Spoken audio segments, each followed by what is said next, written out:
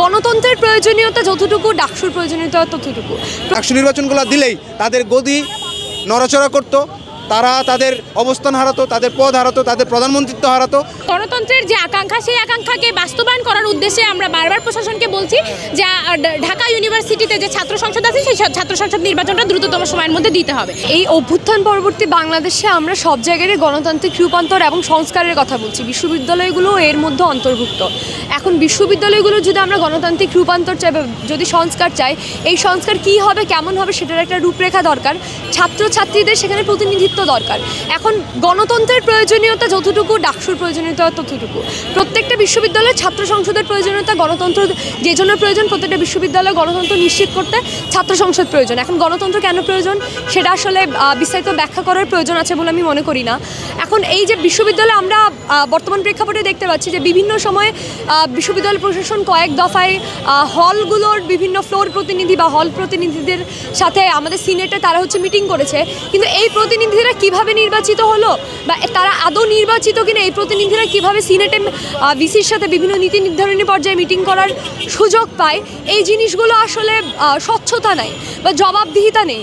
এইভাবে অনির্বাচিত বা অনিয়মতান্ত্রিকভাবে বিশ্ববিদ্যালয়ের প্রত্যেকটা সিদ্ধান্তে বারবার বিশ্ববিদ্যালয় প্রশাসন বলছে যে তারা নিয়মতান্ত্রিকভাবে বা ছাত্র প্রতিনিধিদের সাথে কথা বলছে, কিন্তু ডাকসু ছাড়া, নির্বাচিত ছাত্র প্রতিনিধি ছাড়া আর কাদের মাধ্যমে তারা বিশ্ববিদ্যালয় সংস্কারের জন্য আলোচনা করবে, সেটা সমন্বয়ক বলি আমি বা সেটা অন্য কোনো মানুষ, অন্য কোনো সংগঠনের কথা বলি, তারা তো আসলে সাধারণ ছাত্রছাত্রীদের যে ছাত্রদের প্রতিনিধিত্ব করার কথা, তারা কিন্তু আপামর ছাত্রদের প্রতিনিধিত্ব করে না, তারা কিন্তু নির্বাচিত কেউ না। এই নির্বাচিত প্রতিনিধি নিশ্চিত করতে অতি সত্বর হচ্ছে সরকারগুলাই ক্ষমতায় আসছে, তারাই সবসময় চেয়েছে যে ছাত্রদের উপর যেন একটা তারা নিয়ন্ত্রণ প্রতিষ্ঠা করতে পারে। সেই কারণে তারা মূলত ডাকসু নির্বাচন, কারণ ডাকসু নির্বাচনের মাধ্যমে ছাত্রদের ভোটের মাধ্যমে যে প্রতিনিধি নির্বাচিত হয়ে আসবে বা ছাত্রনেতা যারা হয়ে আসবে, তারা কিন্তু সরকারের ক্ষমতায় কে থাকবে তারা কিন্তু এত পরোয়া করবে না। শিক্ষার্থীদের যে কোনো অধিকারের প্রশ্নে, বাংলাদেশের যে কোনো স্বার্থের প্রশ্নে এই ঢাকা বিশ্ববিদ্যালয়ের শিক্ষার্থীরা তাদেরকে ঐক্যবদ্ধ করার ক্ষেত্রে ডাকসুর যে অনবদ্য ভূমিকা সেটা কিন্তু আপনার অস্বীকার করার উপায় নেই। তো এক্ষেত্রে আপনারা জানেন দীর্ঘ 16 বছর যে ক্ষমতায় ছিল আওয়ামী লীগ বা এর আগেও যারা ক্ষমতায় ছিল, তারা ক্ষমতায় অনেক ক্ষেত্রে কিন্তু সেটা বিতর্কিতভাবে তারা ক্ষমতায় গিয়েছিল এবং তারা ক্ষমতায় যাওয়ার পরে তারা তো অনেক ক্ষেত্রে তারা হুমকি মনে করতো ঢাকা বিশ্ববিদ্যালয়ের শিক্ষার্থীদেরকেই। কারণ তারা খুব ভালো করেই জানে ঢাকা বিশ্ববিদ্যালয়ের শিক্ষার্থীরা সহ সারা দেশের যারা শিক্ষার্থী আছে তারা কখনো আপোষ করে না, তারা কখনো দলীয় স্বার্থের জন্য অন্ধভাবে দালালি করবে না, চাটামি করবে না এবং দেশের মানুষের বিরুদ্ধে যাবে না। সেই কারণেই দেখা যাচ্ছে তারা এই ক্ষেত্রে যেহেতু হুমকি মনে করতো, সেজন্য তারা কিন্তু ডাকসু নির্বাচনগুলো দিত না। কারণ ডাকসু নির্বাচনগুলো দিলেই তাদের গদি নড়াচড়া করতো, তারা তাদের অবস্থান হারাতো, তাদের পদ হারাতো, তাদের প্রধানমন্ত্রিত্ব হারাতো, সে কারণে তারা দিত না। এবং আপনি যে ছাত্র সংগঠনগুলো যারা চাইতো না, আপনি এই ক্ষেত্রে দেখবেন তারা কারা ছিল, তারা তো শিক্ষার্থীদের কোনো প্রতিনিধি ছিল না, তারা শিক্ষার্থীদের ম্যান্ডেট নিয়েও কখনো তারা নেতৃত্বে আসে নাই, তারা শিক্ষার্থীদের কোনো চাওয়া পাওয়াকে কোনো গ্রাহ্য করতো না। সেই কারণে তারা ছিল মূলত যে সরকার থাকতো সেই সরকারের লাঠিয়াল বাহিনী, যেই কারণে মূলত দেখা যাচ্ছে তারা শিক্ষার্থীদের হয়ে শিক্ষার্থীদের চাওয়া নিয়মিত, আপনারা জানবেন যে প্রতিনিয়ত প্রত্যেক বছরই কিন্তু ডাকসু হওয়ার কথা, সারা দেশের শিক্ষা প্রতিষ্ঠানগুলোতে প্রত্যেক বছরই ডাকসু হওয়ার কথা বা ছাত্র সংসদ হওয়ার কথা, তো এগুলো হয় নাই। এবং সেই দাবিগুলো যারা উঠাতো তাদের পেছনে আরও বলা যায় তাদেরকে গিয়ে হামলা করতো, তাদেরকে নানা রকম হুমকি দিত, এই কাজগুলো করতো ছাত্র সংগঠন। 2019-এ একটা ডাকসু নির্বাচন হয়েছিল এবং সেটা যে কী পরিমাণ কারচুপি হয়েছে সেটা আমরা সবাই জানি এবং এই নির্বাচনটা মারাত্মকভাবে প্রশ্নবিদ্ধ হয়েছিল।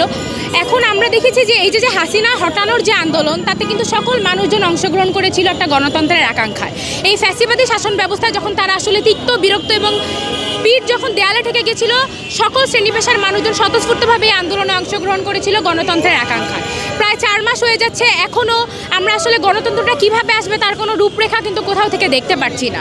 আমি বলতে চাই যে গণতন্ত্র কিন্তু কেবলমাত্র 5 বছর পর পর জাতীয় নির্বাচনে একটা ভোটের মাধ্যমে শাসক পরিবর্তনের মধ্য দিয়ে কিন্তু আমাদের আসলে গণতন্ত্রটা আসে না। গণতন্ত্রের জন্য প্রত্যেকটা প্রতিষ্ঠানে, প্রত্যেকটা ধাপে ধাপে এই গণতন্ত্রটা নির্মাণের ব্যবস্থা থাকতে হবে। সেই ক্ষেত্রে প্রতি শিল্প কলকারখানায়, অফিসে, ওয়ার্ক প্লেসে, আপনার শিক্ষা প্রতিষ্ঠানে গণতন্ত্রের জন্য প্রতিনিধি নির্বাচনের যে পদ্ধতি সেটা থাকতে হবে। আমরা তাই এখানে বলছি যে গণতন্ত্রের যে আকাঙ্ক্ষা, সেই আকাঙ্ক্ষাকে বাস্তবায়ন করার উদ্দেশ্যে আমরা বারবার প্রশাসনকে বলছি যে ঢাকা ইউনিভার্সিটিতে যে ছাত্র সংসদ আছে সেই ছাত্র সংসদ নির্বাচনটা দ্রুততম সময়ের মধ্যে দিতে হবে। তবে তার আগে অবশ্যই এটার যে গঠনতন্ত্রের যে অগণতান্ত্রিক যতগুলো উপাদান আছে তাকে নাই করতে হবে, তাকে নাই করে দিয়ে এটাকে আরও গণতান্ত্রিক করে তারপর একটা সঠিক উপায়ে ডাকসু নির্বাচনটা দিতে হবে এবং সেখান থেকে আসলে যে ছাত্র প্রতিনিধিটা আসবে সে ছাত্রদের জন্য কাজটা করবে। এবং ছাত্রদের জন্য কাজটা কি, অবশ্যই আপনার যদি ছাত্র প্রতিনিধি হয়ে আসতে হয় আপনার কিছু প্রো স্টুডেন্ট কাজকর্মই করতে হবে। আপনি যদি প্রো রেজিম কাজকর্ম করেন তাহলে আমরা দেখেছি যে এই ক্যাম্পাসের স্টুডেন্টরা ছাত্রলীগকে কীভাবে লাথি মেরে সরাইছে, একইভাবে তাদেরকেও সরাবে। তো সেই ক্ষেত্রে তাও একটা রাজনৈতিক প্র্যাকটিস এবং একটা গণতান্ত্রিক প্র্যাকটিসের মধ্যে দিয়ে শিক্ষার্থীরা যাবে।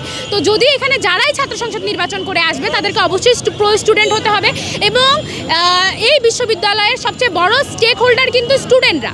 প্রত্যেকটা স্টেক হোল্ডারদেরই প্রতিনিধি নির্বাচন আমরা দেখেছি, কিন্তু